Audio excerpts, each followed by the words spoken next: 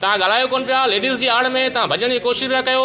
दोस्तो ॾिसी रहिया आहियो त जेको आहे सो हीउ एहसास कफ़ालत सेंटर वारो जेको आकिब जट पंहिंजो जेको आहे सो हू चवे थो त असां हिते जेको आहे सो हिकिड़ो रुपये जी बि करप्शन कोन था कयूं, पर हिते जाम करप्शन थी रहियो आहे। ऐं अलॻि जेको आहे सो हिन जॻह में हीउ हिननि खां 200 रुपया वरिता अथनि ऐं हीउ हिन टाइम ते तव्हां ॾिसी रहिया आहियो त भॼण जे चकर में आहिनि। तव्हांजो नालो? करीम बख्श। तव्हां घणा पैसा वरिता अथनि? 200 रुपया। सेंटर ते तव्हां खां छा चयूं? उन जे पोयां जेको आहे अच्छा, पोइ हिते तव्हांखे जेको आहे सो मोकिलियो कंहिं हिते सेंटर वारनि? ठीकु आहे, पोइ हिते पैसा वठी कमु कनि पिया। ठीकु आहे, तव्हांखे जेको हीउ कई अथनि एंट्री हिन जा घणा वरिता आहिनि? 200 रुपया वरिता आहिनि तव्हां खां? ठीक है ठीक है। अच्छा वो उते उते कोन था कनि ऑफिस में जिते आहे ये कच्चे कोटे में मुझे डबल में पर्चे बस डबल वाले कच्चे कोटे में 300 रुपया मोगा मरते 350 रुपया।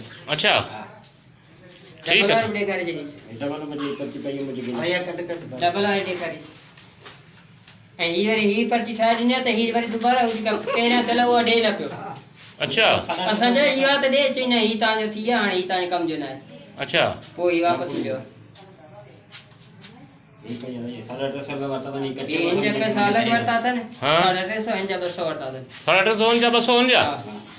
ठीक है। उते उते सेंटर ता उते छा चयो ते असा वे हुनन वरी सेंटर वाले हेडे अचो तो फिलाने हंदे लिखन पिया उते ता उते वणो उते ता आलू मिल दो ता उनी सारा तो कजो ता कम थी। ए सेंटर ते कोन कयो? सेंटर ते उते कोन कयो असा।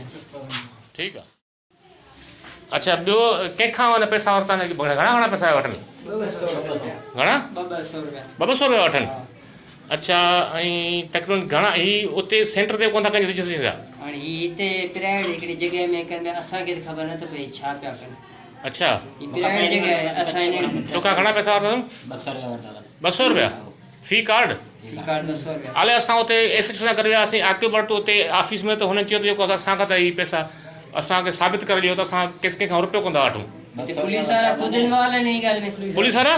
पुलिस वारा भी ते आने केड़ो केड़ो पुलिस वारो? अल्लू अल्लू पे बुधाय अल्लू खसकेली खसकेली। अच्छा अच्छा अच्छा वो पाणे इन्वॉल्व आ एते अचे पियो इने की खबर जने हां ई इया ता सामू नालो पे त अल्लू असा मोकलियो अल्लू सागा लायो ठीक ऐ होते वणियो त एकड़ी गाल ता के हेते मोकलियो हां हेते असा सने प्राइवेट जगह ते केड़ी ते फॉर्म भरजन था। ठीक है ठीक है ठीक है। सो इते असा त खाली ते जगह ॾिनी तन वेठा आहिनि फार्म भरीन विया कंहिंजे चवण ते जेको ऐं घणनि ॾींहं खां बि कमु हले हिते? हैं अॼु खां? अच्छा अच्छा ही पैसा वठण विया न? आऊं आयो कोन हाणे आया वेंजी मूंखे चवंदो बस सॾ हा ख़बर कोन्हे छा आहे।